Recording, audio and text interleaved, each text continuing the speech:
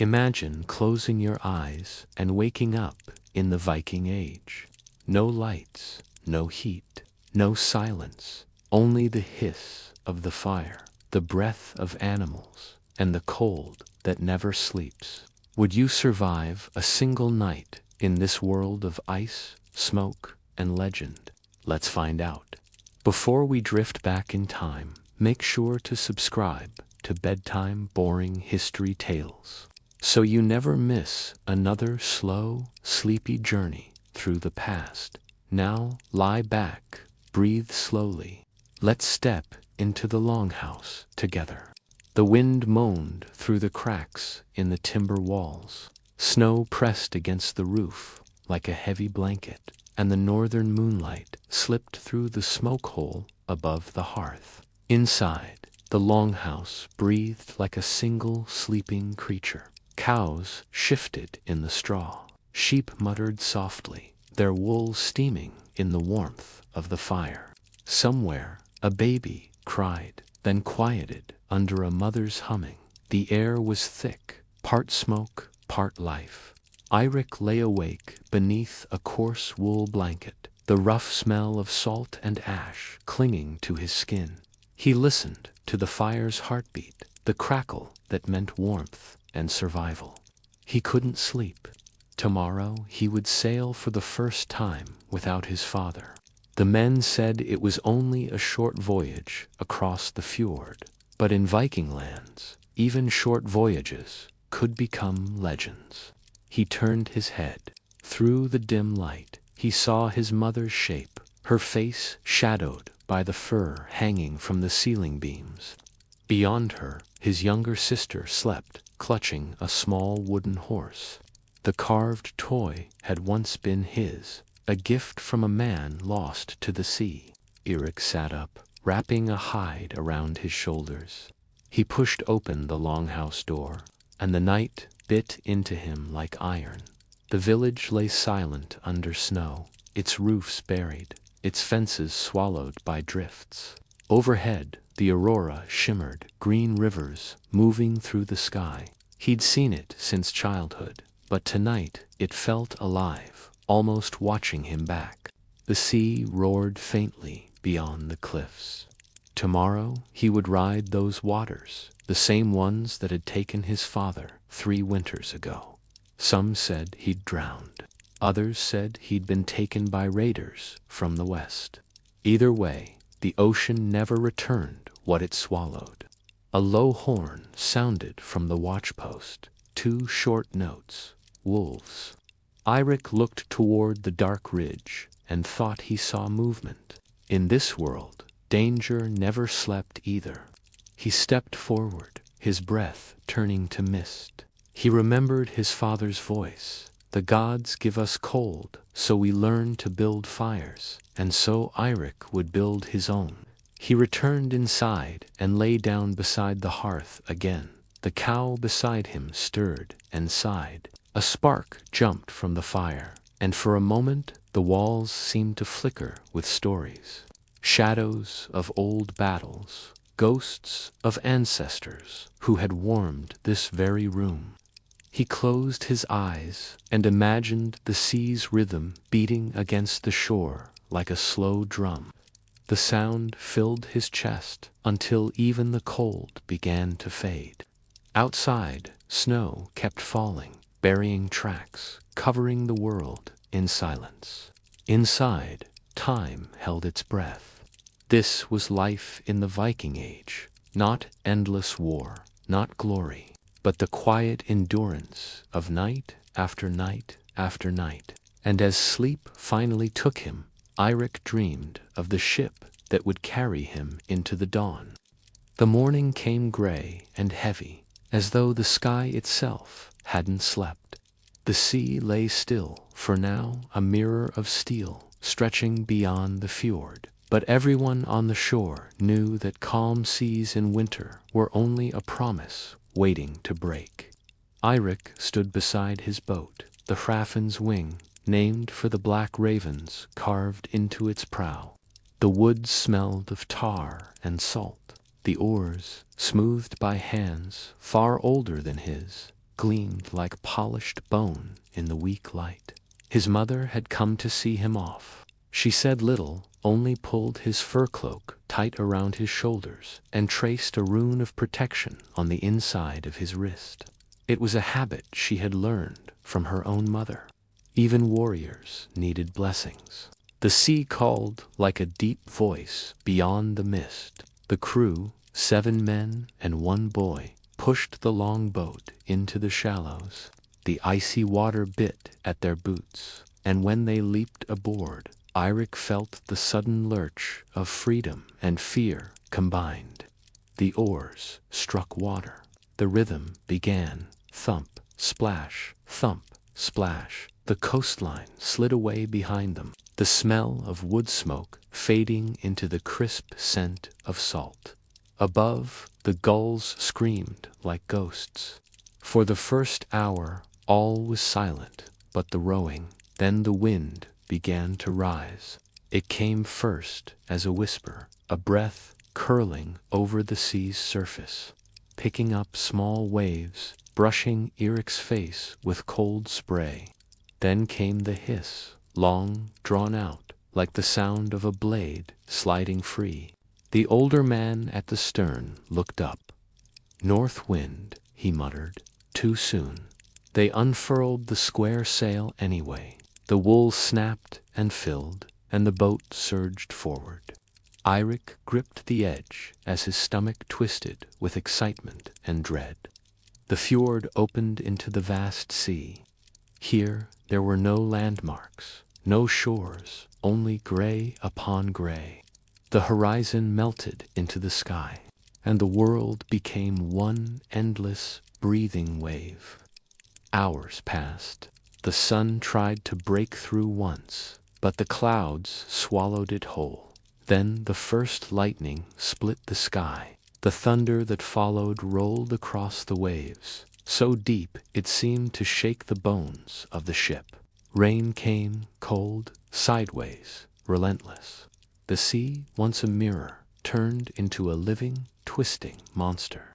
"Bail the water," shouted the helmsman. Eirik grabbed a wooden scoop and began to work, each wave slapping his face with salt and ice. The longboat rose and fell, each drop stealing breath from his chest. Somewhere in the storm, he thought he heard voices, his father's, maybe, or the gods', but the wind swallowed every sound except the roar. The mast groaned. One man shouted something about turning back, but no one could hear him. Then, as suddenly as it had come, the lightning faded. The sea still rolled, but the anger in it had eased. Eirik's arms ached, his fingers numb. The rain turned to mist, and through it he saw something, a black ridge rising from the waves. "Land," someone cried. The oars turned, and the longboat glided toward a rocky shore. When they reached it, the men jumped out, pulling the ship up beyond the tide line. Their clothes were soaked, their faces pale, but they laughed, short, breathless laughs of men who had seen death and lived to mock it. Eirik stood still, feeling the earth beneath his boots. The island was small, a lonely shape of stone and grass. A few scraggly trees bent in the wind, and in the distance stood the ruins of something, perhaps a shrine long abandoned. The helmsman nodded toward it. "We'll camp there till morning." They gathered driftwood and lit a fire in the hollow of the ruins. Smoke curled upward into the dark sky, and the smell of burning pine mixed with the sea's breath.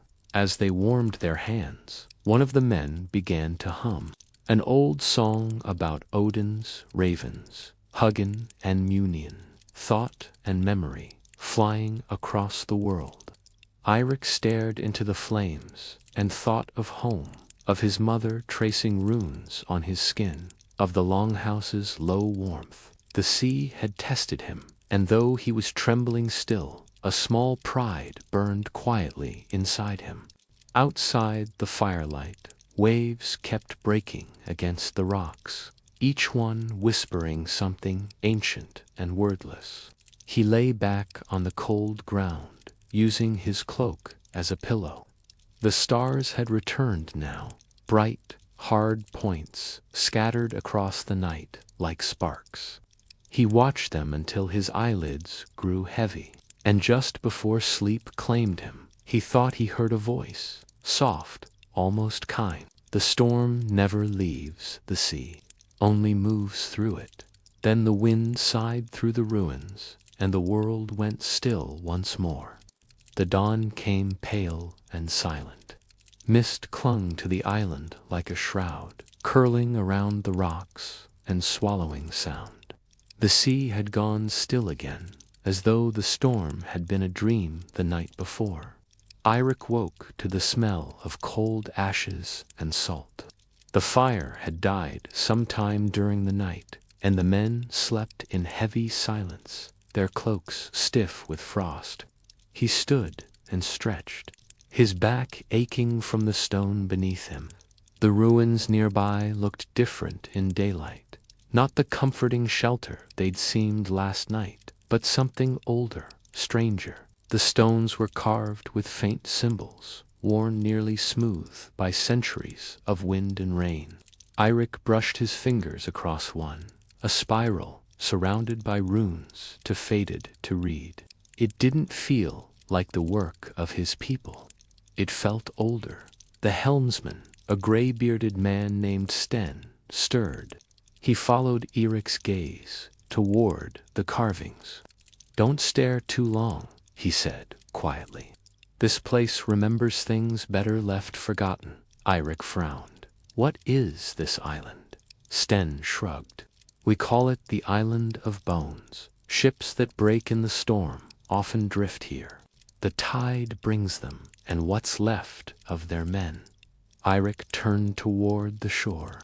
In the rising light, he saw what he hadn't noticed before: bits of wood tangled in the rocks, the curved edge of a broken helm, and something pale caught between stones, a rib bone bleached white by the sea. The others were waking now, their laughter quiet, uneasy. Men like these feared little, but they respected places that carried silence like this one did. They ate quickly, dried fish, hard bread, and a mouthful of water from their skins. Then they went down to check the longboat. The Hrafn's wing had survived, though her sail was torn, and one of the oars had splintered. Repairs would take the day. As they worked, Eirik's eyes kept drifting toward the ruins. Something about the carvings pulled at him, like a whisper caught behind his ear. When the others were busy, he slipped away and climbed back up the hill. The fog had thickened again, turning the world into shades of gray. He could barely see 10 paces ahead, but he could feel the shape of the place, the stones curving inward like a circle. At the center lay a slab of granite, flat and smooth. It might once have been an altar. Seaweed had grown in the cracks, and small shells glittered where the tide had crept in over the years. He knelt, brushing away a layer of frost. There were markings here, too, not Norse runes, but something older, curved lines, shapes like waves and eyes. He couldn't read them, but he felt their weight. Eirik, he turned. It was Sten, standing at the edge of the mist, his face pale beneath his beard. "Don't touch the altar," Sten warned. "Leave it be." Eirik hesitated. "Why?" "Because," Sten said, stepping closer, "the sea takes more than it gives. And some men say this island is where it keeps what it steals." Eirik looked back at the slab. A drop of water slid down its surface, though there was no rain. He felt a chill crawl up his spine. They left the ruins untouched after that. By noon, the boat was nearly ready. The wind had shifted, calm again, steady from the west. But as they pushed the Hrafn's wing back into the surf, one of the men called out, "Wait, where's Arnulf?" The youngest of their crew, barely older than Eirik, had been sent to fetch water from the spring. He hadn't come back. They searched the island, calling his name. No answer. Only the sound of gulls and the sea.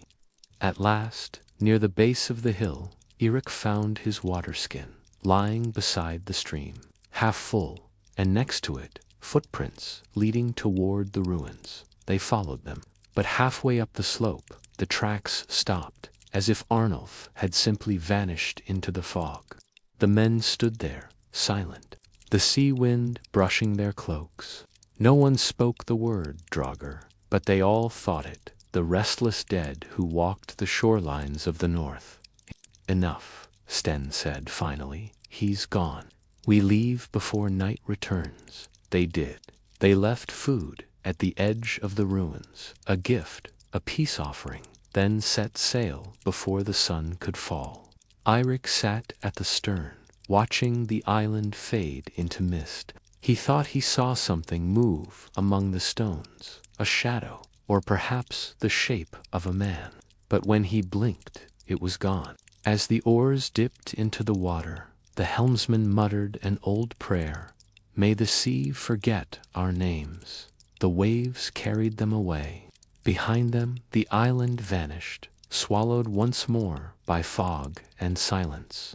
That night, when they camped again along the mainland shore, Eirik dreamed of bones whispering beneath water, of runes glowing faintly beneath the moon, and of a voice, soft, distant, yet familiar, calling his name from the depths. He woke before dawn, his breath heavy in the cold air. The sea, calm and endless, looked back at him like an eye that never blinked. The sea had turned silver by the time they reached the village. Smoke rose from turf-roofed longhouses, curling into the pale northern sky. Dogs barked, children ran barefoot through the frost, and the smell of salt and wood smoke mingled in the air. Eirik felt relief flood his chest. After days of storms, fog, and loss, the sight of living people, felt like waking from a nightmare. A woman by the shore waved them in. She was tall, with hair the color of ash, and her cloak was lined with fur. When they reached the beach, she spoke simply. You've come from the sea. The gods must have spared you for a reason. Sten answered first. We lost one to the storm and one to the fog. The woman's expression didn't change. Then the sea has already been paid. She led them toward the largest of the longhouses, a hall built from thick pine beams, its doorway framed by carved dragons. Inside, it was dim and warm. A fire burned down the center trench, its smoke rising through a narrow vent in the roof.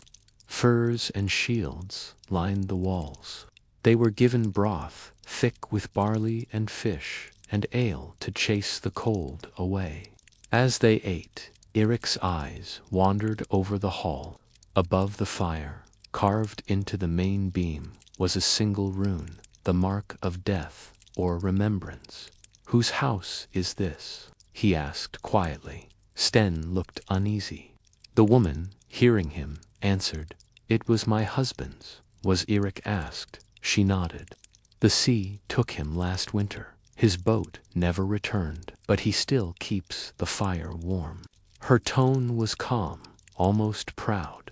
The others said nothing. In the north, grief was not shown like weakness. It was worn like a second skin. That night, after they'd eaten, the villagers told stories. Tales of old kings, of frost giants in the mountains, and of spirits who lingered where love had been strong enough to defy death. When the fire burned low, the woman brought them furs and led them to the sleeping side of the hall. You'll be safe here, she said softly. But if you hear the door open in the night, don't look. Eirik frowned. Why? She gave a small, sad smile. Because he always comes back to warm himself by the fire. When she left, the men laughed nervously. but no one truly wanted to test her warning. They lay down, listening to the crackle of the hearth and the slow, steady howl of wind against the walls. Sleep came heavy. But sometime after midnight, Eirik woke. The fire had burned low, little more than glowing embers.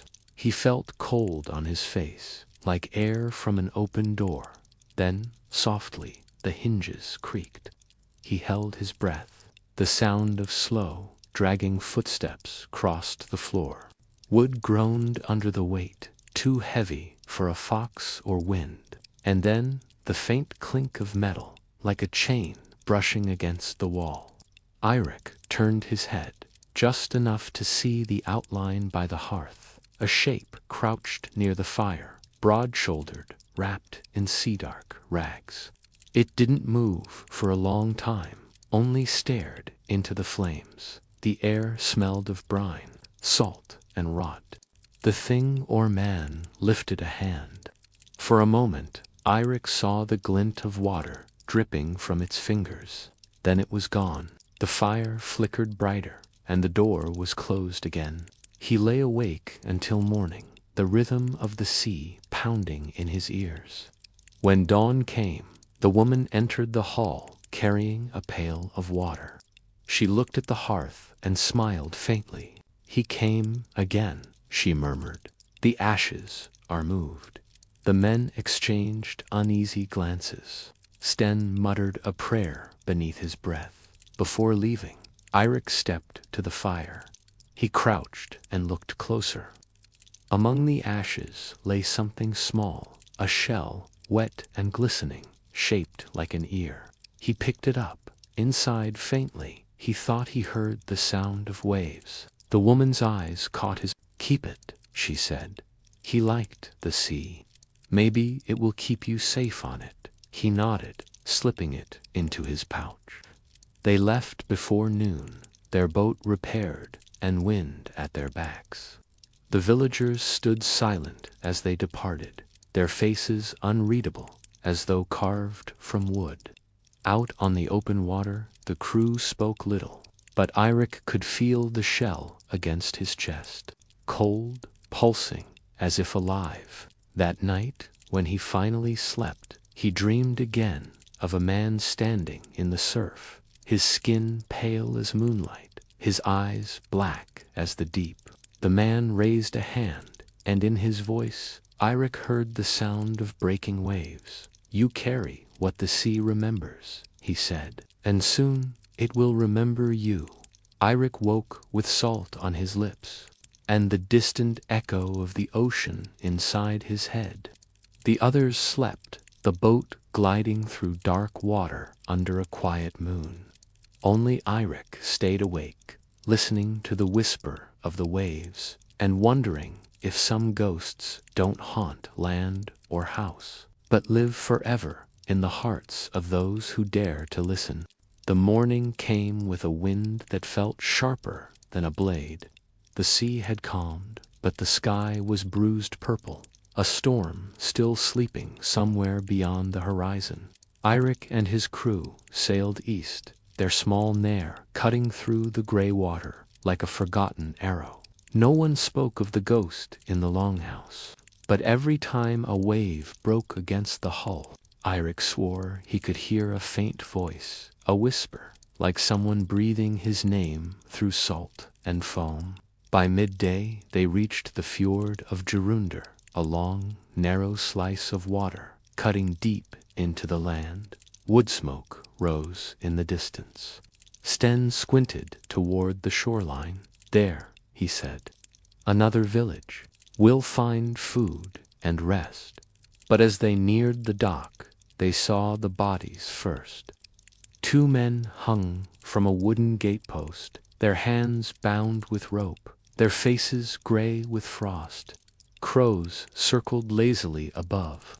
Someone had carved runes into their chests, treason and oathbreaker. The village was silent. Fires still burned in the hearths, but no laughter, no hammering, no life. When they beached the ship, a group of armed men stepped from the shadows. Their leader wore a red cloak, his beard streaked with iron and his eyes cold as the northern sea. "Who are you?" he demanded. Sten raised his hands. "Travelers from the west. We mean no harm." The man studied them, then looked to Eirik. "Travelers in these times." He spat into the dirt. Then the gods must have a cruel sense of humor. They were surrounded, spears ready. Eirik could feel the tension in the air like stretched bowstring. Finally, the man lowered his weapon. "You'll come with me," he said. "If you lie, you die." They followed him through the village. Inside a large timber hall, they found the remnants of a feast: bones, overturned cups, and blood dried on the floorboards. The man sat by the fire. "My name is Bjorn Ketilson. This place is under my protection." "What's left of it? What happened here?" Eirik asked. Bjorn's jaw tightened. "Betrayal. We were joined by another clan, men of Skard. They came with promises of trade. By dawn, they had stolen our grain and burned half our boats. The rest we hunted down. Those two," he nodded toward the gate, "were the last of them." He poured ale into a horn and handed it to Eirik. "You want safe passage through these waters. Then you swear your loyalty here now." Sten's eyes widened. A blood oath. Bjorn's grin was grim. "I, the old way. You share blood with us, and you share our fight." Eirik hesitated. He'd heard of such oaths, a promise stronger than law, binding by blood and spirit. To break it meant death, not by blade, but by the slow, gnawing curse of the gods. Bjorn drew a small knife from his belt. He pricked his palm and let the blood drip into the horn. "Now you," he said. Eirik looked at his men. They were tired, hungry, and outnumbered. If they refused, they'd die here. He took the knife and cut across his own hand, a thin, red line blooming on his skin. His blood mixed with Bjorn's in the horn, swirling like wine. Bjorn lifted it to his lips and drank, then handed it to Eirik. The taste was iron and smoke. When it touched his tongue, he felt a chill spread through his chest, a strange heaviness, like something ancient waking inside him. Bjorn smiled. "Now you're one of us." That night, the men feasted together, though the hall still smelled of blood and death. They roasted boar and drank from carved horns, telling stories of raids and revenge. But Eirik couldn't shake the feeling that the shadows in the room were watching. Sometimes, when the firelight flickered, he thought he saw shapes in the corner, figures standing where no one stood. After the others slept, Bjorn sat beside him by the dying fire. "You saw them too," he said quietly. Eirik didn't answer. "They come for the oath," Bjorn continued. "The old gods hear when blood is mixed. They demand to see who speaks their names. Don't be afraid, they're only watching to make sure you keep your word." He leaned closer, his eyes reflecting the embers. "Break it, and they'll take more than your blood." The wind howled through the rafters, rattling the shields on the wall.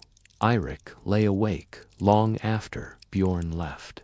He touched his palm. The cut had already begun to close, but it still burned faintly, as though the blood beneath the skin remembered.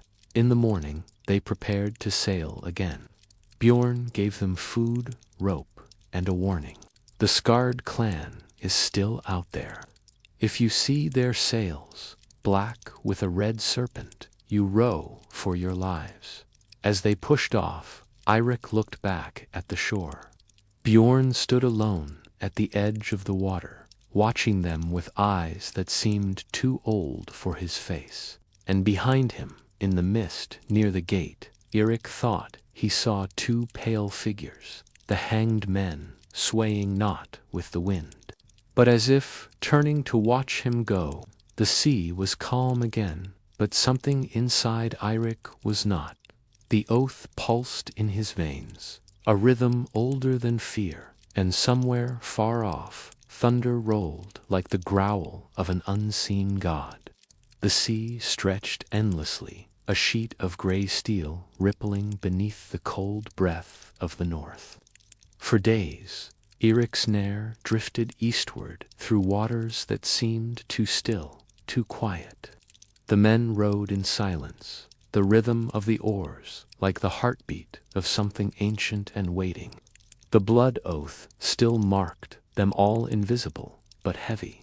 At night, when they gathered near the small fire pit on deck, they spoke less and listened more. Every creak of the ship sounded like a whisper, and sometimes, in the wind, Eirik thought he heard ravens crying. On the morning of the fourth day, the horizon changed. Dark clouds rose like a wall. The sea turned restless, waves curling like the backs of black serpents. The men stopped rowing and looked to Eirik. "What do you see?" asked Sten, his voice shaking, though he tried to hide it. Eirik narrowed his eyes. There, in the distance, sails, black as night, marked with the red serpent Bjorn had warned about. "The scarred clan," he whispered. His pulse quickened. The oath burned faintly beneath his skin, as if answering an unseen call. "Row," he shouted. "We make for the cliffs." The men obeyed, but the scarred ship was faster, a warship built for killing. Soon the thunder of drums echoed across the waves, their rhythm deep and cruel. The first drops of rain began to fall. Lightning split the clouds, illuminating the serpent sails. Arrows hissed through the air, one striking the water inches from Eirik's hand. Another buried itself in the mast. "Shields," he cried. Wood thudded against wood as the men raised their round shields, forming a small wall against the storm of death. Then came the sound, a roar, so loud it drowned the thunder itself. The sea exploded in white spray as the two ships collided. Eirik drew his axe. The world became chaos. Iron clashing, men screaming, the taste of salt and blood thick in the air. He met the eyes of a scarred warrior across the deck. A mountain of a man, face painted red, a snake tattoo curling down his neck. The man swung his sword. Eirik ducked, the blade slicing through his hair. He rose, drove his axe upward. Wood splintered, flesh tore. The warrior fell, and in that instant, a deafening crack filled the air. Lightning struck the mast. The world turned white. When the light faded, Eirik was on his knees. Smoke curled from the deck, and the storm had grown wild. Waves towering like cliffs, rain slicing sideways like knives. Then, through the fog, he saw them, ravens, hundreds of them, circling above both ships. Their cries echoed through the storm, a sound that didn't belong to the world of men. "The gods," Sten gasped, clutching the side of the ship. "They're watching." Eirik's heart pounded. He felt the blood oath pulsing again, stronger now, as if the storm itself had awakened it. The cut on his palm, weeks old, had opened again, bleeding freely despite the rain.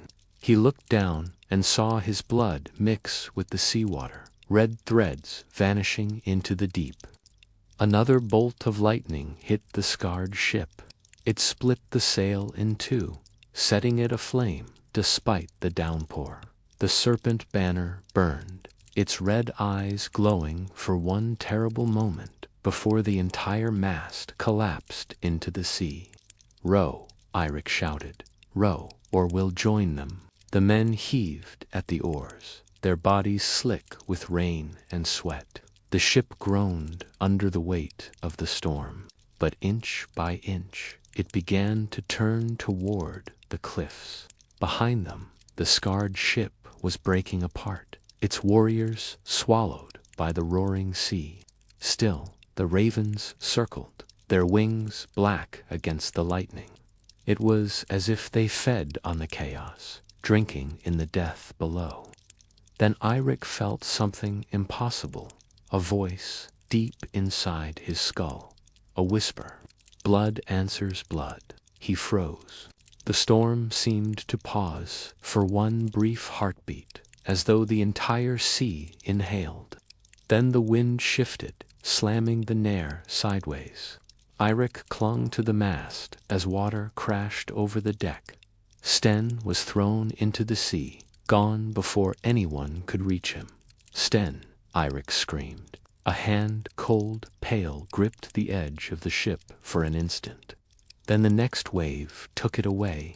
The others were crying out to the gods, to Odin, Thor, Freya, anyone who might listen. But the only sound that answered was the ravens. The ship lurched again, striking something solid. They had reached the rocks, the edge of a jagged island, a shadow rising from the fog. "Get to shore," Eirik shouted. They leaped into the freezing surf, dragging what remained of the ship behind them. When at last they collapsed onto the wet sand, the storm began to fade. The thunder rolled into the distance. Eirik lifted his head. Above them, hundreds of ravens perched along the cliff's edge, silent now, watching. The wind carried a strange sound, like chanting. He turned to see a shape among the rocks, a tall figure in a dark cloak, holding a staff carved with runes. The figure raised a hand, and the ravens took flight all at once, a black wave rising into the silver sky. Eirik felt his knees weaken. "Who are you?" he asked. The figure's voice was calm, as if spoken from a dream. "The storm is only the beginning, son of the oath. The blood you shed calls to something older than the sea." Then, before he could speak again, the figure was gone. Only the sound of wings remained, and the faint echo of a name carried on the wind. Eirik. He stood there on the empty shore, the salt on his lips tasting like iron, the sky clearing above him. The blood oath had not ended with the storm. It had only just begun to speak. The island was quiet the next morning, the sea breathing softly against the rocks, as if the storm had never existed. Eirik woke to the cold touch of dawn on his face. The sky was pale silver, the world wrapped in mist. His men still slept near the remains of the fire, their cloaks heavy with dew. He rose, his limbs stiff and sore, and walked toward the cliffs. Above him, the ravens had returned. They perched on the stones in silence, their black eyes gleaming with a strange intelligence, not watching him, but waiting. Eirik felt their gaze follow as he climbed. Each step echoed in the emptiness, each breath hanging white in the air. Halfway up, he saw a narrow crevice cut into the rock, an opening just large enough for a man to enter. Inside, it was dark, but from somewhere deep within came the faint flicker of light. He hesitated, remembering the voice from the night before. "The blood you shed calls to something older than the sea." Then, gathering his courage, he stepped inside. The walls were slick with salt, the air cool and still. The passage wound downward, narrowing as he went. Soon the light grew stronger, a soft, golden pulse like the breath of a dying fire. He entered a cavern. At its center stood a woman. Her hair was white as snow, her cloak woven with feathers black as night. In her hands she held a bowl carved from bone, and inside it, water so still it reflected the flame beside her as perfectly as a mirror. "You came," she said, without turning. Her voice was neither young nor old, but carried the quiet weight of centuries. Eirik swallowed. "Who are you?" she smiled faintly. "Some call me Valva, some call me Seer, but names are smoke, and smoke cannot hold truth. He stepped closer, the crunch of gravel beneath his boots echoing softly. Were you the one who spoke during the storm? Her pale eyes lifted to meet his. Not I, the storm speaks for itself, but it heard you. Eirik frowned. I don't understand. You made the oath, she said, tracing a finger across the rim of the bone bowl. Blood to bind, blood to awaken. What did you think it would summon? I swore it to protect my kin, he said quietly, to honor my father's name.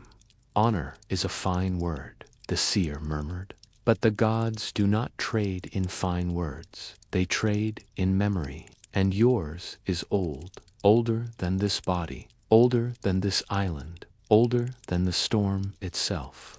She motioned toward the bowl. Look. He bent forward. The surface of the water rippled, and images began to form. Not clear ones, but shadows. A battlefield under a red sky. Warriors clashing beneath banners of wolves and serpents. A great tree burning in the distance. He saw a man who looked like himself, but older, fiercer, his axe drenched in blood, his eyes the same gray as the sea. Eirik stepped back, heart pounding. What is this? Memory, she said again. The world does not forget, only hides its remembering beneath layers of time. The blood in your veins has carried its story for generations. He stared at her, unsure whether to believe. You speak like the gods walk among us. They do not walk, the seer whispered. They sleep. And you, Eirik of the northern wind, have spoken their name in the storm. The ravens outside began to cry, their voices echoing faintly through the cave. Eirik turned toward the sound. The scarred clan, he said. They were part of the same oath, she finished. Her voice was calm, but the words chilled him more than the sea wind ever could. They killed my kin, he said through clenched teeth, and still they are bound to you. The blood you shed binds tighter than any rope. She reached into the fire and drew out a small brand, its tip glowing red. With it she traced a circle in the air, and for a moment Eirik thought he saw shapes moving within it, faces, perhaps, or echoes of those long gone. The storm was their awakening, she said. The next will be their reckoning, and you must choose which side of the fire you stand on, the living or the remembered. Eirik's throat tightened. He wanted to speak, but no words came. The seer turned, pouring the water from the bowl onto the stone floor. The liquid hissed as it touched the ground and where it fell. The faint outline of a rune appeared, a spiral of wings and flame. When the ravens gather again, she said softly, follow them inland. There you will find the others who remember. But be warned, memory is not mercy. She stepped back into the shadows. The light flickered once, then dimmed. Eirik found himself alone in the cavern, the runes still glowing faintly at his feet. Outside, the wind had risen again. The ravens were still calling, their cries like the tolling of distant bells. He stepped out into the open air. The sea spread wide below him. The men stirred by the fire, blinking at the morning light. Where did you go? One asked. Eirik didn't answer. He looked instead to the sky, where the ravens were now forming a slow circle, their black wings catching the pale sun. Somewhere far away, thunder rolled. But this time, it did not sound like a storm. It sounded like footsteps, as if something vast was waking beneath the sea. He clenched his fist. The wound on his palm throbbed again, bleeding anew. And in the wind, the seer's voice returned, a whisper only he could hear. The blood remembers, even when men forget. The ravens led him inland. For 3 days, Eirik followed them, black wings slicing through pale morning skies, guiding him across frozen fields and silent forests. The men who still followed him did not speak much. They were tired, cold, and frightened of what they could not name. But wherever the ravens turned, Eirik turned too. The air grew thicker the deeper they went. The scent of salt gave way to pine and peat. Streams ran dark and cold beside the path, their surfaces glazed with thin ice. The world felt older here, as though it remembered things the sea had long since forgotten. By the fourth night, they reached a narrow valley hidden between cliffs. Mist curled along the ground like breath, and within it, shapes moved. Torches carried by silent figures cloaked in fur and shadow. Eirik raised his hand. His men stopped behind him. At the valley's mouth stood two wooden totems, each carved with faces neither human nor godly. The wood was cracked and weathered, but the eyes were painted fresh with soot and ash. As he stepped closer, one of the shadowed figures approached. A tall man with a braided beard and pale eyes, wearing a cloak sewn with raven feathers. "You've come far," the man said, his voice deep and steady. "The storm favored you." Eirik studied him. "I followed the birds," he said. "They led me here." The man nodded once, as though that answer was enough. "Then you were expected." He turned, motioning for Eirik to follow.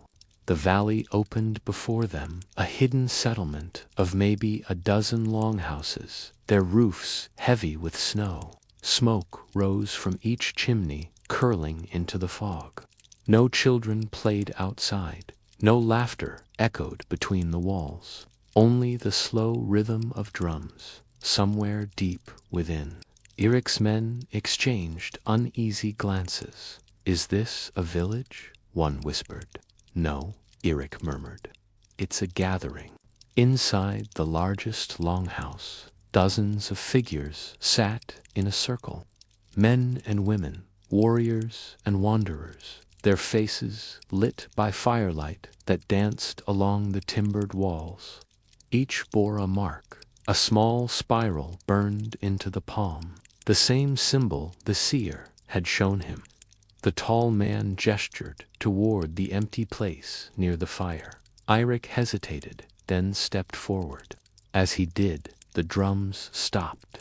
An older woman rose from the far end of the room.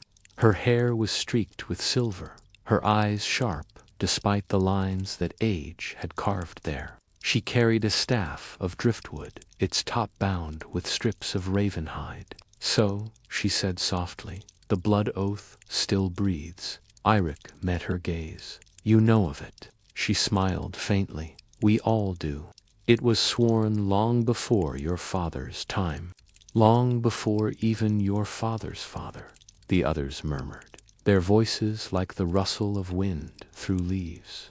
"We are the keepers of the shadow oath," she continued. "When the old gods began to fade, we remembered their names. When the priests burned the runes, we carved them beneath the earth. And when men forgot the stories, we whispered them into the dark." Eirik frowned. "Why hide?" "Because truth frightens those who build power from silence," she said. "Once, the kings feared the seers, so they hunted them. Then they feared the poets, so they silenced them. Now they fear memory itself." She turned her eyes toward the fire. The storm was no accident. It was a stirring, a warning that the balance is breaking. Eirik felt the wound on his palm pulse again. He opened his hand. The mark was darker now, almost black. "What do you want from me?" he asked quietly. "Nothing," the woman said. "But the oath you swore does." She walked closer, the firelight trembling across her face. "You think you were the first to seek vengeance, but every man here has taken the same path. Blood for blood, memory for memory. And each time, the cost grows heavier." Eirik's jaw tightened. "Then how do I end it?" The woman studied him for a long moment, then lifted her staff and pressed its tip to the ground. By remembering without hatred, she said, by letting the story breathe again, without drowning it in more blood.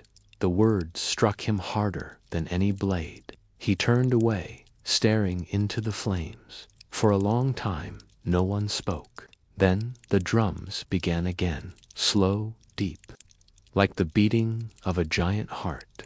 The others began to chant softly, their voices weaving with the rhythm. Not words, exactly, but something older, a hum that felt like the earth itself was listening. Eirik closed his eyes. For a moment, he felt the storm's roar again, the weight of every man he'd lost, the face of every man he'd killed. But beneath it all, something else stirred, a strange calm, like the memory of peace. When he opened his eyes, the fire had dimmed. The old woman was gone. Only the tall man remained beside him. She walks between worlds, he said quietly. She comes and goes when the gods allow. Eirik nodded slowly. What happens now? The man looked toward the door. Now, you decide whether to lead your men to more war, or to lead them back to the sea. Outside, the mist was thicker than before. The ravens waited along the rooftops, silent, unmoving. Eirik looked up at them, feeling the weight of their gaze once more. The mark on his palm burned softly, not with pain, but with warmth. He didn't yet know what the storm had awakened, but for the first time he felt that perhaps it was not meant to destroy, but to remind. He turned toward his men, their faces half lit by the fire behind him. Rest, he said quietly. We move at dawn. Where to? One asked. Eirik looked toward the horizon, where the mist swallowed the sky. Where the ravens go, he said, and where the story wants us to remember. Far above, a single raven took flight, its cry echoing through the valley like a call from another world. Morning came quietly, gray, misted, and cold. The valley lay silent, as though the night's whispers had been swallowed by the dawn. Eirik rose before the others. His breath drifted white in the air as he stood outside the longhouse, staring toward the east. The ravens were gone, but the mark on his palm still pulsed faintly, like a slow heartbeat. Somewhere beyond the cliffs, the sound of running water echoed. He knew, without being told, where he was meant to go. He gathered his cloak, his axe, and the few supplies that remained. When his men stirred, he told them only, there is one place left to find answers. The path wound downward through a forest of black pines. Snow fell in lazy spirals, coating everything in a hushed stillness. By midday, they reached the river wide, slow, and dark as oil. At first, it looked like any other northern stream, but when Eirik knelt to drink, he saw bones beneath the surface, pale shapes half buried in the silt. Ribs, skulls, spears turned to rust. One of the men crossed himself and muttered a prayer. Another turned away. Eirik only watched. The river of bones, he whispered.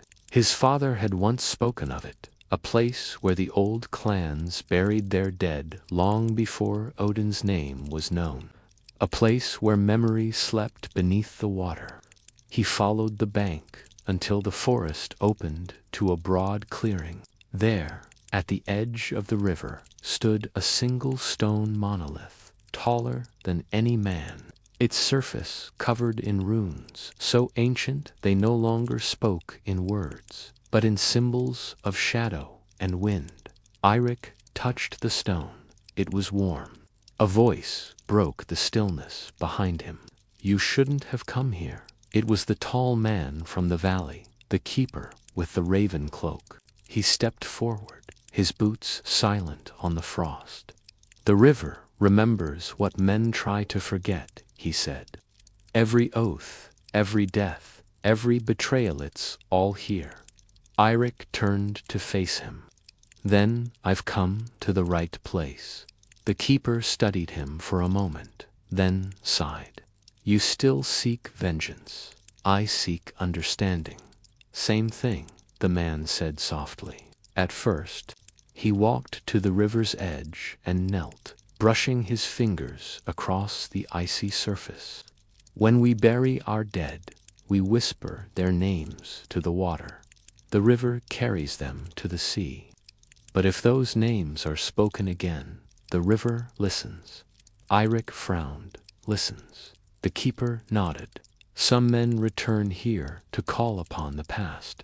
They beg the river to lend them its strength. But the river only gives what it takes in return. He looked at Eirik's hand. The mark binds you to it now. If you call too loudly, the river will answer. Eirik stared at the dark water, the reflection of his face rippling between the bones. I've already lost too much to stay silent. Before the keeper could stop him, Eirik knelt and plunged his hand into the river. The cold was sharp, searing. His breath caught. For a heartbeat, there was only darkness, then sound, whispers, thousands of them, layered and endless, as though the river spoke in every voice it had ever swallowed. He saw flashes behind his eyes, a village burning, a warrior kneeling before a child, a woman's face lit by firelight, and a single black bird rising from a pyre of ash. Then silence. Eirik gasped and pulled his hand free. The mark had changed again.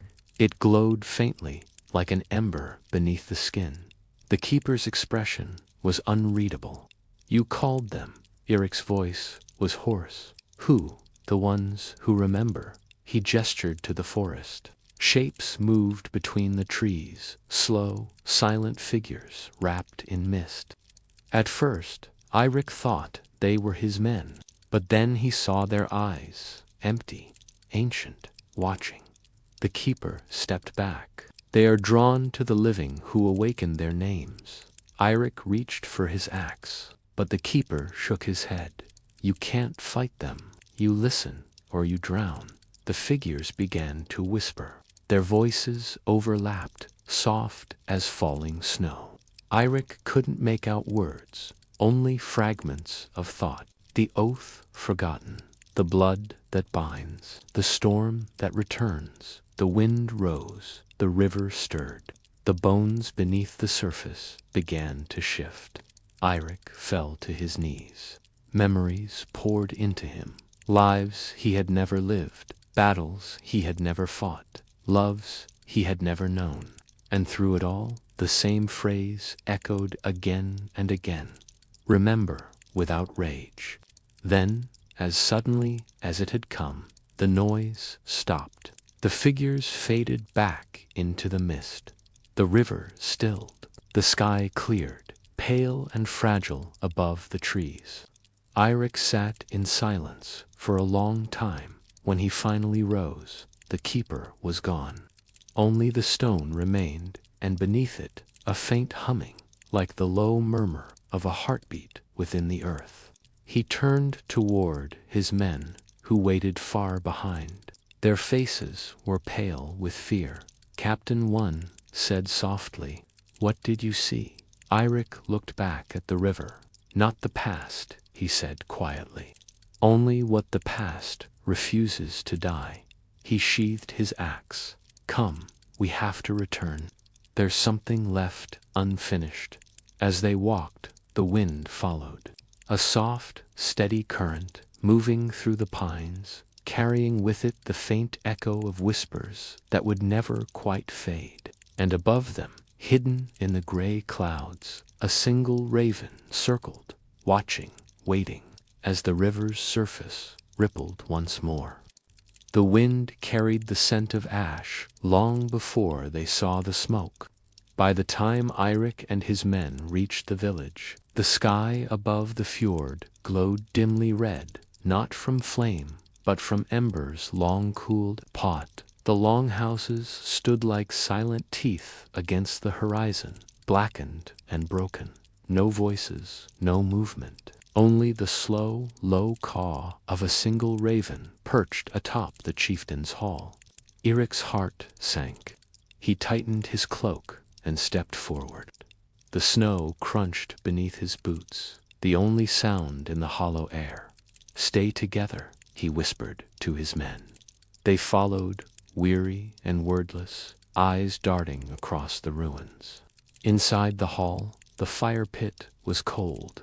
Ashes drifted across the floor like gray snow. Eric knelt beside them, brushing the soot aside until he found what he was looking for, a small iron pendant shaped like a bird's wing. It had belonged to the seer. He closed his fist around it, feeling the faint trace of warmth that still lingered there.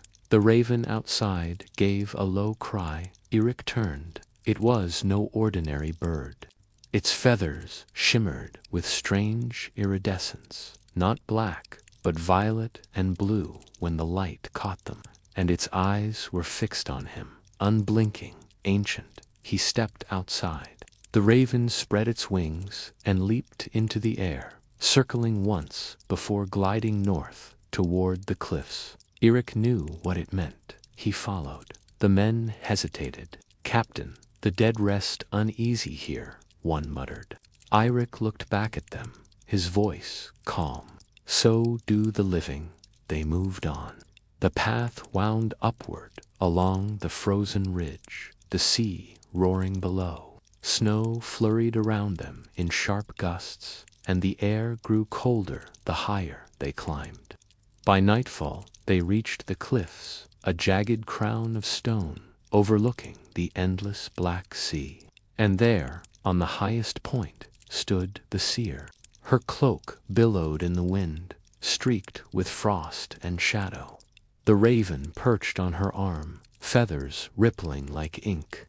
Her eyes glowed faintly in the darkness, reflecting the light of the dying sun. "I told you the river would answer," she said. Her voice was low, calm, and echoing, as if spoken from many places at once. Eric stepped closer. "You knew what would happen." "I knew what might happen," she replied. "The river never gives without taking."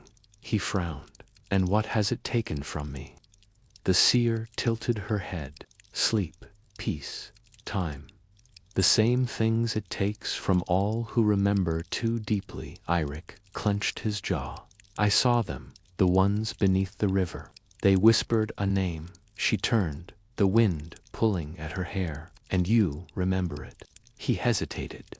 "I don't know if I do." The raven gave a single cry. The seer raised her free hand and pointed toward the sea. "Then listen again." Eric followed her gaze. Far below, waves crashed against the rocks, white foam glowing faintly under the moonlight. But between the waves, he saw movement, shadows gliding beneath the water, shapes too large to be fish or whales. "Those are not creatures," the seer murmured. "They are memories, the river's children. They remember every voice that calls to them." Eric's voice was quiet. "Why show me this?" "Because the raven has returned," she said. And with it, the storm. The bird on her arm let out another cry, loud this time, echoing through the cliffs. Moments later, more shapes appeared in the sky, dozens of ravens rising from the forest below, blackening the air like smoke. Eric watched in awe as they circled overhead, their wings beating in eerie unison. The men behind him drew back in fear. "What does it mean?" he asked. The seer's eyes glimmered. "It means the old oaths have awakened. The land remembers. The sky remembers. The blood remembers." She stepped closer, placing her hand on his chest. "You carry the mark of the river. The storm will follow you until the story ends." Eric swallowed hard. "And if I refuse to finish it," her expression softened, "then it will finish you." He looked away, out toward the sea. The ravens began to scatter, drifting apart into the darkening sky. until only one remained, the same bird that had led him there. It landed near his feet, cocking its head as if waiting. In its beak was a small strip of parchment, old and frayed. Eirik bent down and took it. There were symbols scrawled across the surface, runes like those carved on the stone by the river, but these glowed faintly blue, pulsing with each beat of his heart. He looked up at the seer. "What does it say?" Her voice lowered to a whisper. "It says where the truth was buried, and who buried it." The wind howled, scattering snow across the cliffs. When Eirik looked down again, the parchment was gone. Only the faint glow lingered on his fingertips. The seer's figure began to fade into the mist. "The raven has done its part," she said softly. "Now you must do yours." Eirik reached out, but she was already gone. Only the raven remained, perched on a nearby stone, watching him. He turned to his men. "Tomorrow, we return to the fjord. There's something beneath the old burial mound, something the river wants us to find." They said nothing, but the fear in their eyes was clear. Still, they followed. As they descended the cliffs, the raven took flight once more, circling above them like a dark star guiding the lost. And somewhere, deep within the sea below, the shadows stirred the bones of the forgotten, shifting once again. Eirik didn't look back. The path ahead was long, but the truth was closer than ever. The raven's call echoed through the night like a heartbeat, steady, relentless, ancient. And for the first time, Eirik began to understand that the storm was not coming. It had already begun. Morning came pale and heavy with mist. The world seemed wrapped in silence, not the peaceful kind, but the kind that waits. Eirik and his men followed the frozen trail back toward the fjord, the raven circling above like a watchful spirit. The burial mound rose from the fog before noon. It stood on a low ridge above the water, overgrown with lichen and frost. Once it had been a place of honor, a resting ground for warriors and kings. Now it looked like a wound in the earth, half sunken, half forgotten. "This is it," Sten whispered, staring at the mound. Eirik nodded. The seer's message led here. This is where the truth was buried. The men exchanged uneasy looks. No one liked disturbing the dead. Even the bravest raider believed that the earth kept grudges. But Eirik was past fear. He had seen too much: the river, the ghosts, the shadow of the raven. Now he needed to know why. They began digging. The soil was hard, frozen in layers. Their tools struck stone, bone, and silence. With each shovel of dirt, a faint hum seemed to rise from below. Not sound exactly, but a pressure that made the air feel thick. After hours, they hit wood, the edge of a coffin, dark and ancient. Eirik knelt beside it, brushing away the frost. Carved into the lid was a spiral of runes, circling inward like a maze. "What does it say?" asked Sten. Eirik traced his finger along the carvings. "I can't read it all, but this symbol." He paused at a jagged mark in the center. It est the same one from the scroll the raven brought. He took a deep breath and lifted the lid. Inside was no body, only a cloak, a dark, sea-worn cloak folded neatly around a bundle of bones. The bones of a raven, not a man. For a long moment, no one spoke. Then Eirik reached inside and pulled the cloak free. As he did, a gust of wind tore through the clearing. The raven above gave a harsh cry, and the sky seemed to darken. The cloak unfurled, revealing patterns stitched in gold thread waves, stars, and a single great eye at the center. Under it, something gleamed. A bronze mask, It was shaped like a man's face, but featureless, smooth, cold, and heavy.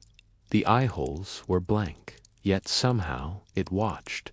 "What is that?" Sten asked, his voice barely above a whisper. Eirik lifted it. The metal was freezing to the touch, yet pulsed faintly, as if alive. He turned it over and saw faint words etched along the inside edge. "The one who wears this remembers the first storm."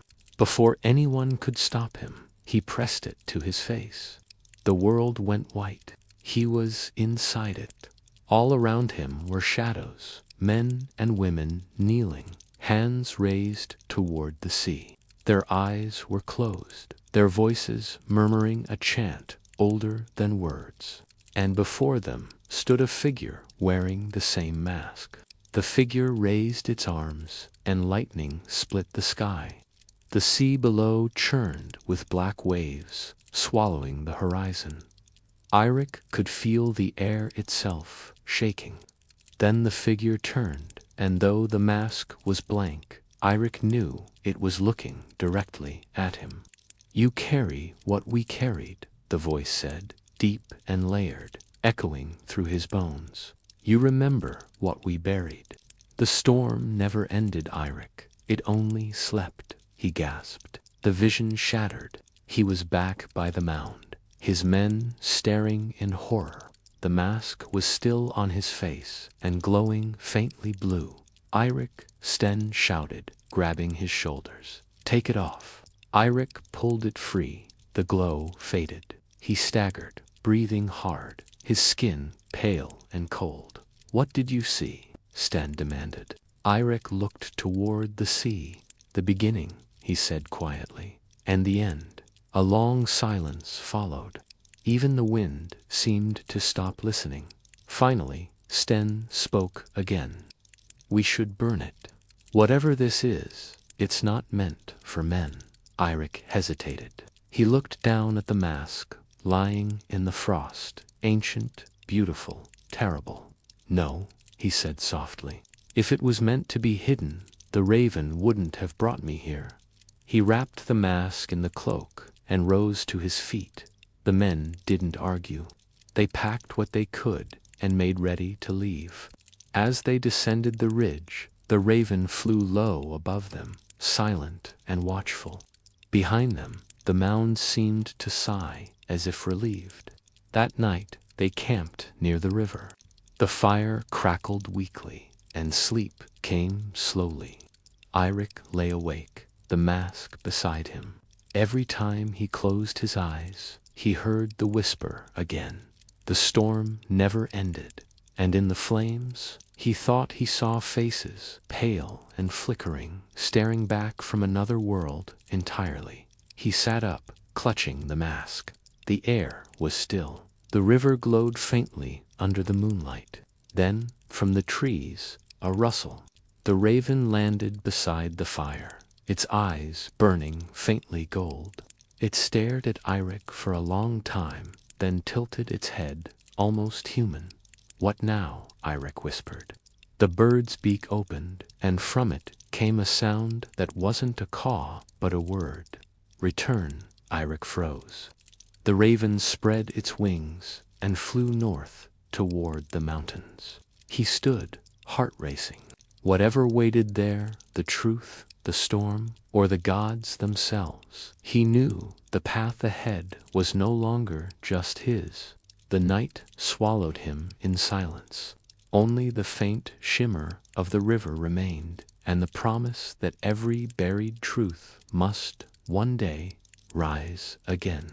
The next morning, the world was gray and endless. Frost covered the valley, and the fjord shimmered like a blade beneath a dull sky.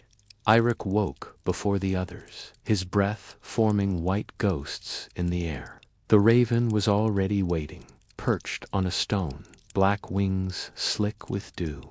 It didn't move as he stood. It simply turned, staring north. Eirik followed its gaze. Beyond the hills, where the land rose into shadow, a mountain loomed, jagged, white-crowned, and ancient. The mountain of storms. No one from the village ever went there. It was said the gods themselves had carved it as a warning.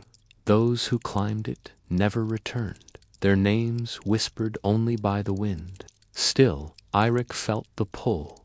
Every step of his journey, the seer, the feast, the river, the burial mound, had led him to this point. Whatever truth the raven guarded, it waited in that mountain.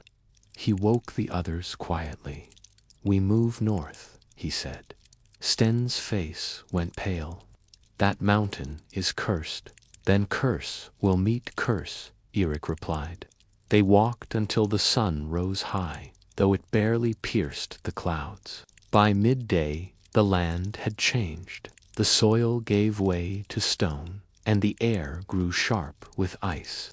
Wind howled through the passes like a living thing, screaming, laughing, warning. By dusk, they reached the foot of the mountain. The raven circled once above them, then vanished into the mist. They built a fire beneath a cliff, trying to find warmth in the cold breath of the gods. No one spoke for a long time. Then Sten broke the silence. "Why do you follow it?" he asked quietly. "The raven, the mask, all of it. Why not go home?"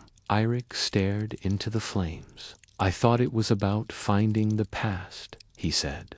"But I think the past is finding me." That night, sleep came like drowning.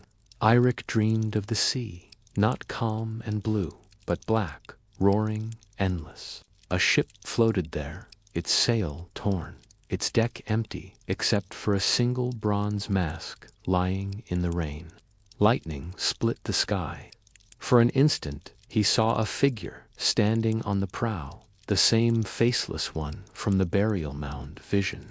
It raised its hand toward him.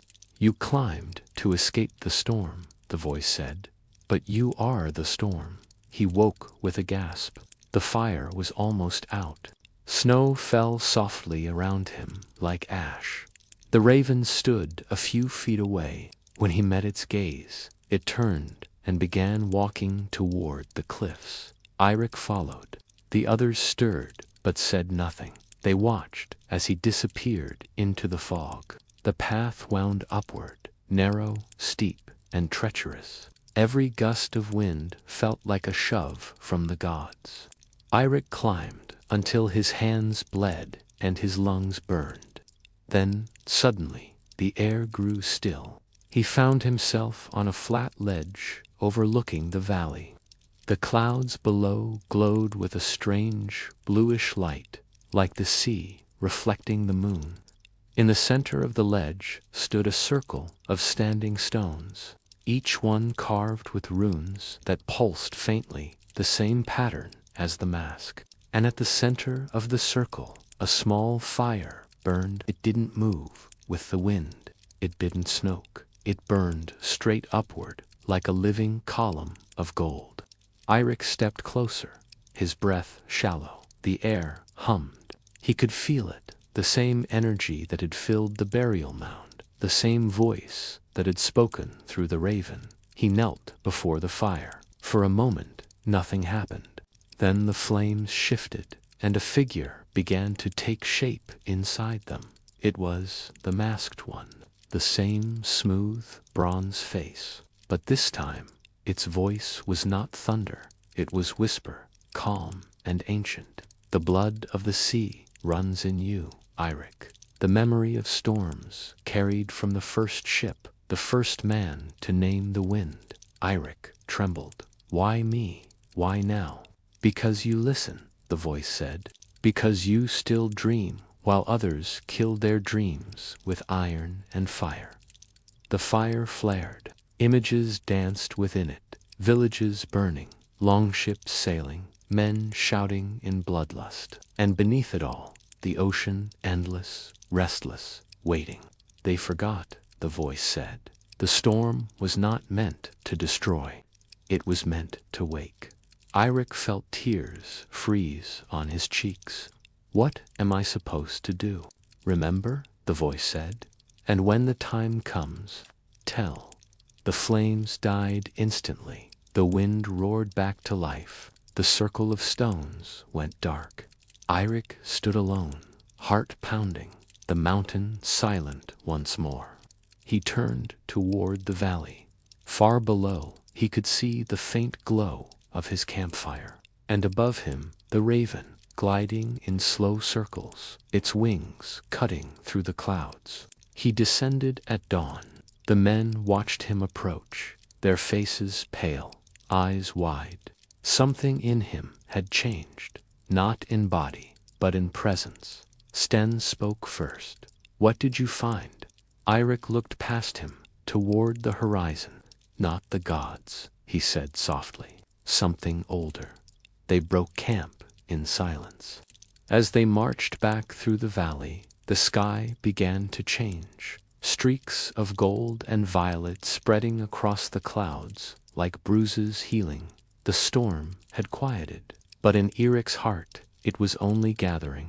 For the mountain had not given him peace, it had given him purpose. And deep inside, he knew the next time thunder rolled across the fjord, it would not be the gods calling. It would be the memory of what men once were, and what they could still become. The mountain lay far behind, its peaks swallowed by clouds. Eirik and his men trudged through the valley in silence, the sound of crunching snow their only companion. For 3 days, no one spoke of what had happened atop the mountain. They didn't need to. Every man had felt something shift in the wind, in the earth, and in the heart of their leader. When they reached the fjord, the sea waited for them like an old friend. Its waves were calm now, glimmering beneath the pale northern sun. But Eirik knew the calm was a disguise. The sea always remembered. They rebuilt the longship, using driftwood and what little tar they had left. The men worked quietly, as if afraid their voices might wake something sleeping in the waves. By dusk, the ship floated once more, its carved dragon head facing the horizon, as if hungry for whatever lay beyond it. That night, they feasted one final time before returning to the village. The air was thick with the smell of roasted fish and pine smoke. Sten raised a cup to the mountain, he said. Eirik shook his head. "No," he murmured, "to what lies beneath it." The men exchanged uneasy glances, but said nothing. When the fire burned low, Eirik stepped away and walked toward the water. The raven was waiting on a rock near the tide, watching him with eyes that reflected the stars.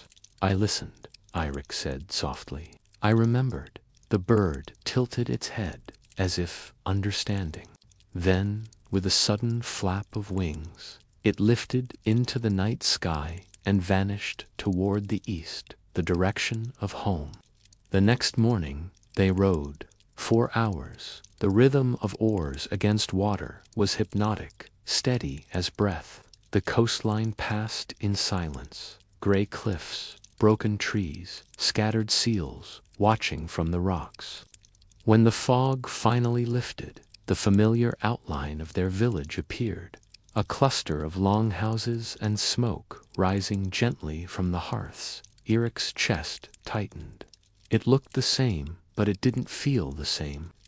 As they reached the shore, the villagers gathered to greet them. Children ran to the water's edge, shouting. Old men leaned on their staves, whispering prayers. Eirik saw his wife, Astrid, standing by the gate. Her eyes filled with tears, half from joy, half from fear. He stepped onto the shore. The air felt heavier here, thick with memory, with expectation.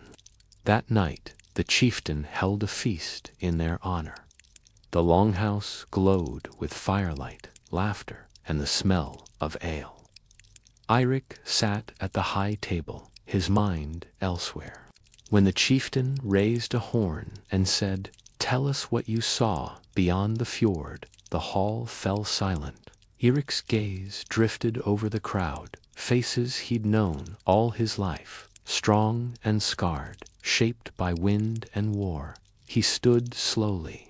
I saw the mountain, he said. I saw what we have forgotten. Murmurs spread through the hall. Eirik continued. The gods we call upon, they were not born in the sky. They rose from the sea, from the same storm that made us. We are not their servants. We are their memory. A hush fell. The chieftain's smile faded. Blasphemy, someone muttered. Eric's voice stayed calm. You think I speak against the gods? I speak for them, for what they once meant. They were never about conquest. They were about enduring, about remembering who we were before the axe and the fire. The chieftain slammed his cup onto the table. Enough. You've returned with madness in your mouth. Eric's eyes burned. Then call me mad, he said softly. But the storm is coming. Not from the sky, from within us. He left the hall before anyone could stop him. Outside, the night air was cold and still. The moon hung low over the sea, and on the horizon, faint but certain, lightning flickered far out in the water. Astrid found him standing by the cliffs. What have you done? She whispered. Eric's jaw tightened. Told the truth. Truth doesn't feed children, she said. It doesn't keep the hearth warm. He turned to her. No, but lies burn hotter and longer.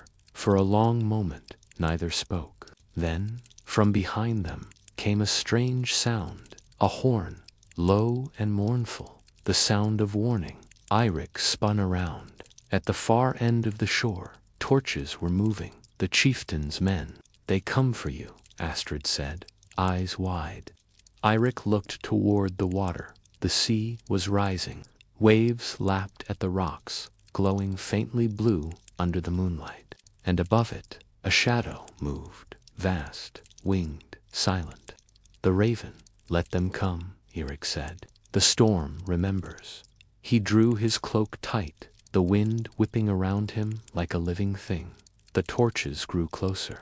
The surf thundered. Somewhere in the distance, thunder rolled again, but this time it didn't sound like thunder. It sounded like drums, drums of war, drums of memory. The Sea King had returned, not as a man, but as a calling.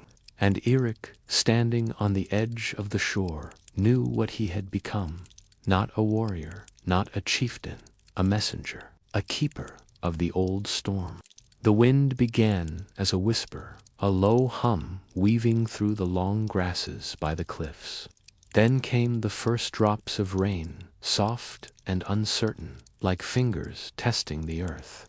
Eirik stood where the land met the sea, his cloak snapping in the rising wind, his hair damp with mist. Behind him, torches moved closer. 20 men, maybe more. Ahead, the chieftain's voice carried over the wind. Eirik, you've brought darkness upon yourself. Come down from there. Eirik did not move. He could see the men's faces now, pale in the torchlight, their eyes filled with fear, disguised as anger. They weren't here for justice.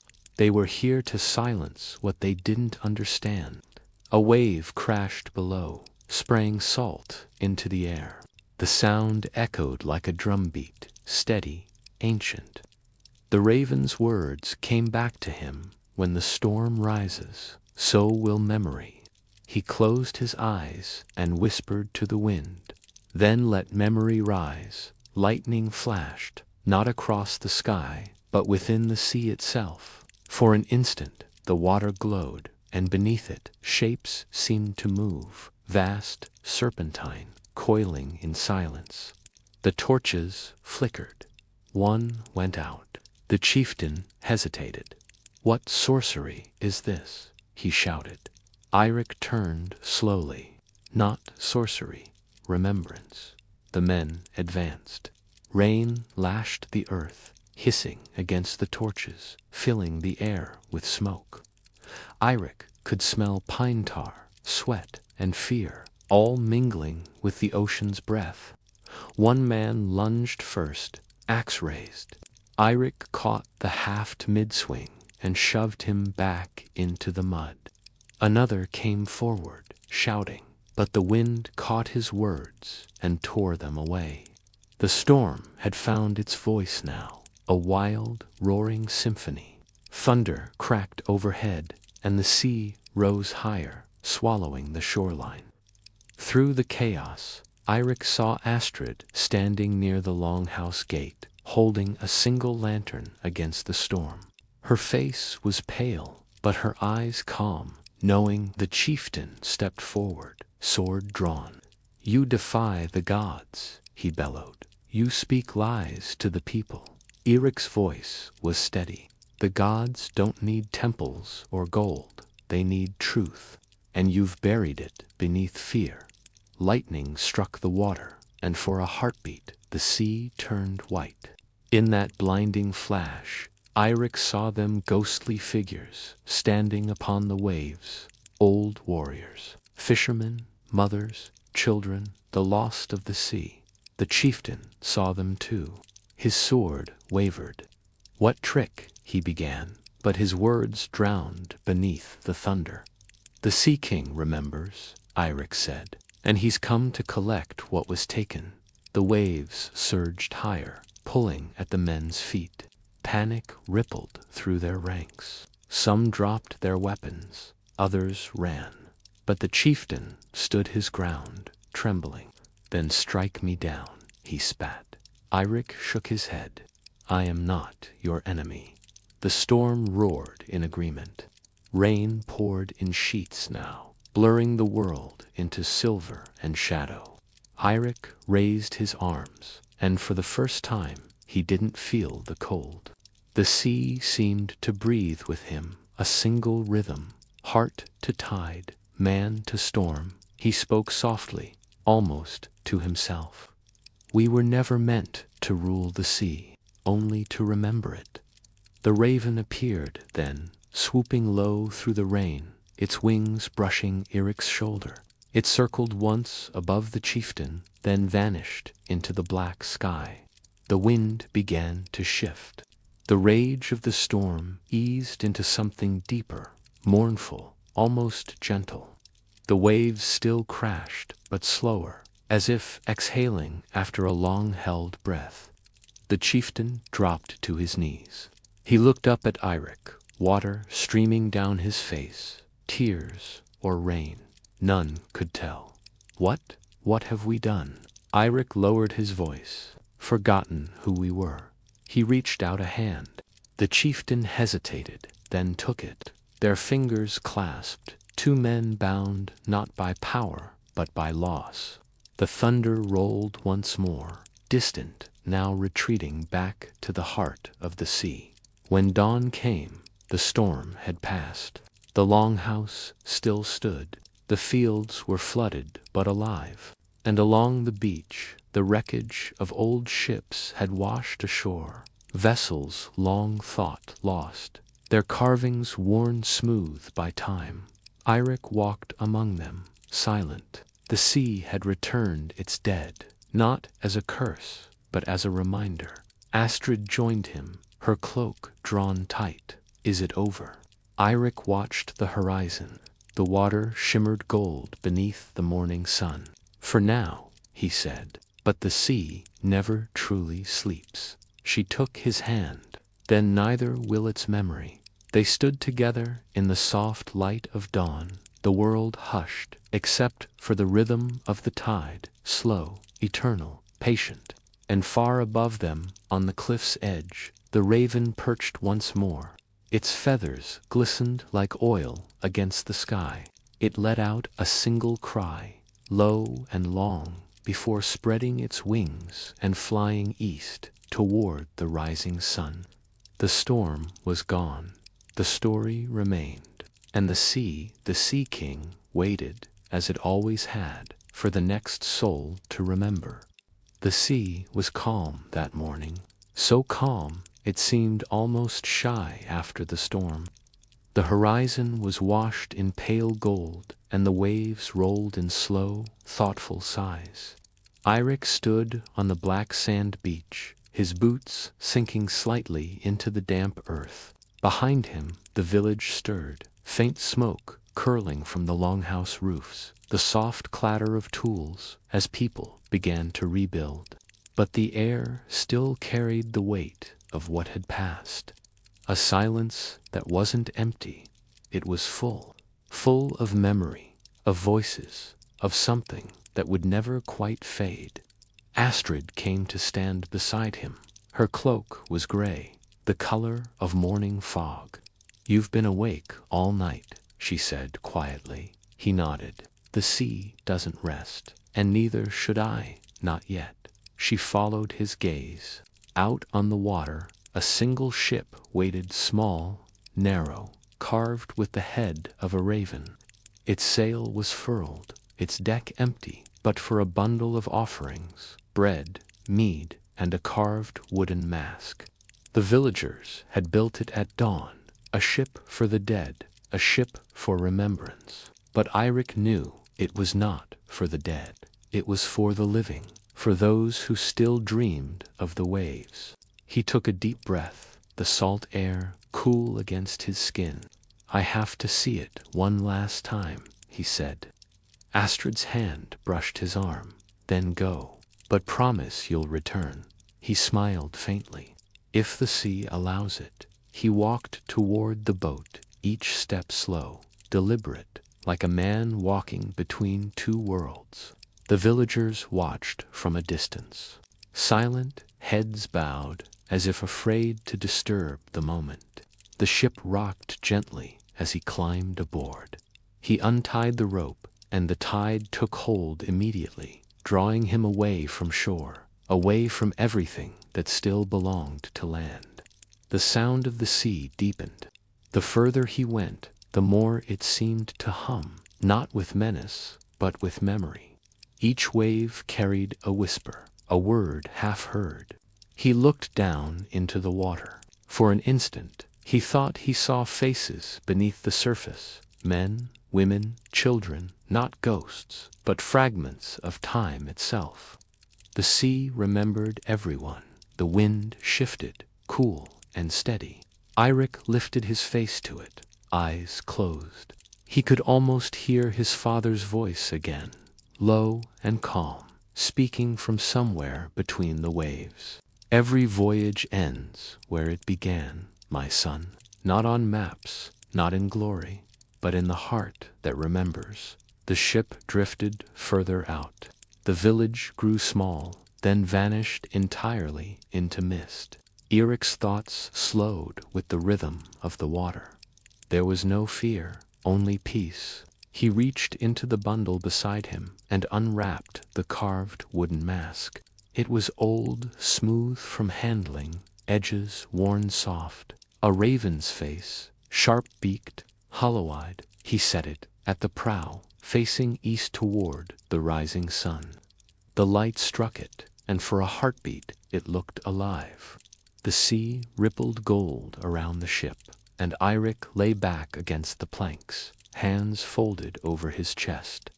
The sound of the oars against the hull was like a lullaby. He thought of the others, the men who'd feared him, the chieftain who'd learned too late, the people who'd begun to remember. Perhaps that was all the gods had ever wanted, not temples, not sacrifice, just memory, a quiet promise that their stories would not fade into sleep. A raven's cry echoed faintly above him. He looked up. There it was, dark against the morning sky, circling once, then twice. Before turning toward the sun, he smiled. "The Sea King sends his messenger," he murmured. The waves carried him further still, beyond the shoals, beyond the reach of land. He felt the pull beneath, deep, ancient, steady. It was not a threat, but an invitation. He whispered to the sea, "Take me where stories rest." The wind sighed in answer. The waves folded gently over the ship, and the horizon swallowed everything in light. By midday, the beach was empty again. Only the sound of the tide remained, and the faint shimmer of the sea stretching endless into sky. Astrid stood alone by the shore, her eyes fixed on the horizon. Some said she saw a raven flying east. Others said she only watched the light move across the water. But those who lived long enough told another tale, that sometimes, on calm nights, a ghostly ship appeared far out at sea, its sails silver, its prow carved like a raven. And if you listened closely, you could hear a voice, not calling for help, but telling stories to the waves. The Viking Age had ended long ago, but the sea kept its promise. It remembered.